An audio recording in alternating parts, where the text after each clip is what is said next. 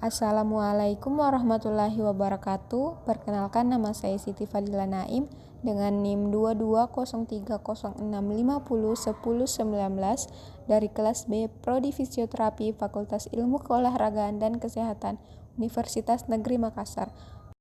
Pada kesempatan kali ini saya akan menjelaskan mengenai ragam bahasa lisan dan ragam bahasa tulis. Sebelum kita masuk pada ragam bahasa lisan dan tulis, alangkah lebih baiknya kita mengetahui apa sih itu pengertian ragam bahasa. Jadi, ragam bahasa adalah variasi menurut pemakaian yang berbeda-beda menurut topik yang dibicarakan, menurut hubungan pembicara, kawan bicara, orang yang dibicarakan, serta menurut medium pembicara. Ragam lisan merupakan bahasa yang digunakan oleh pemakai bahasa dalam berkomunikasi. Nah, ragam lisan ini dibagi menjadi dua, yaitu ragam baku dan ragam non-baku.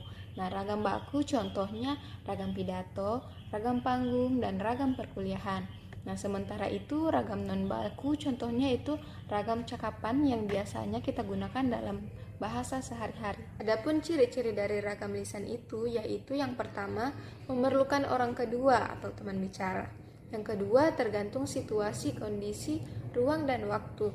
Yang ketiga, tidak harus memperhatikan unsur gramatikal. Yang keempat, berlangsung cepat. Yang kelima, dapat berlangsung tanpa alat bantu. Yang keenam, kesalahan dapat langsung dikoreksi. Yang ketujuh, dapat dibantu dengan gerak tubuh dan mimik wajah serta intonasi, dan yang terakhir dipengaruhi oleh tinggi rendahnya suara. Adapun kelebihan dari ragam lisan, yang pertama yaitu dapat disesuaikan dengan situasi, yang kedua faktor efisiensi, yang ketiga faktor kejelasan, yang keempat faktor kecepatan, yang kelima lebih bebas bentuknya karena faktor situasi yang memperjelas pengertian bahasa yang dituturkan oleh penutur, dan yang terakhir penggunaan bahasa lisan bisa berdasarkan pengetahuan secara penafsiran dari informasi audit, visual, dan kognitif sang penutur. Selain memiliki kelebihan, ragam bahasa lisan juga memiliki kelemahan, yaitu bahasa lisan berisi beberapa kalimat yang tidak lengkap, bahkan terdapat frasa-frase sederhana. Penuturan sering mengulangi beberapa kalimat, tidak semua orang bisa melafalkan bahasa lisan dengan benar, dan yang terakhir, aturan-aturan bahasa yang dilakukan tidak formal. Ragam tulis adalah ragam bahasa yang menggunakan huruf sebagai unsur dasarnya. Hal ini berkaitan dengan ejaan, tata bahasa, dan kosakata.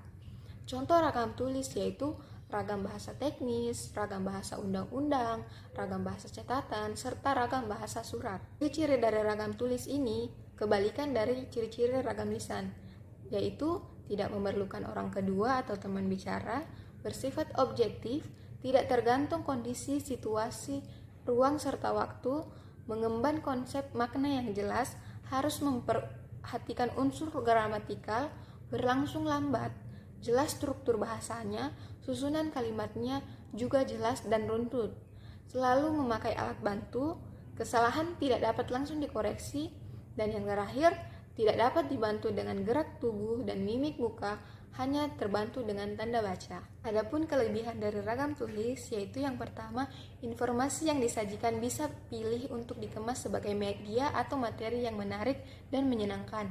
Yang kedua, umumnya memiliki kedekatan budaya dengan kehidupan masyarakat. Yang ketiga, sebagai sarana untuk memperkaya kosakata.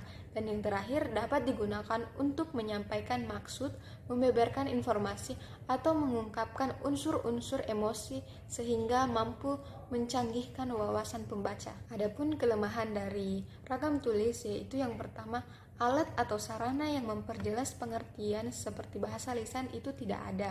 Akibatnya, bahasa tulisan harus disusun lebih sempurna. Yang kedua, tidak mampu menyajikan berita secara lugas, jernih, dan Itulah jujur. tadi penjelasan mengenai ragam bahasa tulis dan ragam bahasa lisan. Apabila ada kesalahan mohon dimaafkan. Wabillahi taufiq wal hidayah. Wassalamualaikum warahmatullahi wabarakatuh.